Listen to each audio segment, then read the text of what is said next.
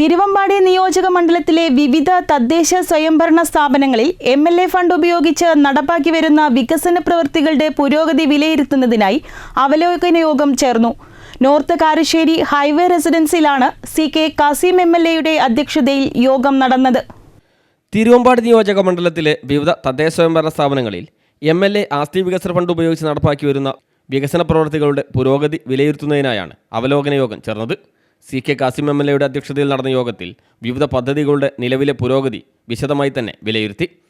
മണ്ഡലത്തിലെ വിവിധ ഗ്രാമപഞ്ചായത്തുകൾ, നഗരസഭകൾ എന്നിവിടങ്ങളിലായി നടപ്പാക്കുന്ന റോഡ് വികസനം, കെട്ടിട നിർമ്മാണം, കുടിവെള്ളം, അടിസ്ഥാന സൗകര്യ വികസനം എന്നിവ ഉൾപ്പെടെയുള്ള പദ്ധതികളുടെ പുരോഗതി ഉദ്യോഗസ്ഥർ യോഗത്തിൽ അവതരിപ്പിച്ചു. നിർമ്മാണം പൂർത്തിയാവാതെ നീണ്ടുപോകുന്ന പദ്ധതികൾ അടിയന്തരമായി പൂർത്തീകരിക്കുന്നതിനാവശ്യമായ നടപടികൾ സ്വീകരിക്കാൻ ബന്ധപ്പെട്ട നിർവ്വഹണ ഉദ്യോഗസ്ഥർക്ക് MLA നിർദ്ദേശം നൽകി. പൊതുജനങ്ങൾക്ക് സമയബന്ധിതമായി പദ്ധതികളുടെ പ്രയോജനം ലഭ്യമാക്കുന്നതിനായി നിർമ്മാണ പ്രവർത്തനങ്ങളിലെ തടസ്സങ്ങൾ പരിഹരിച്ച് വേഗത്തിൽ പൂർത്തീകരിക്കണമെന്നും MLA ആവശ്യപ്പെട്ടു.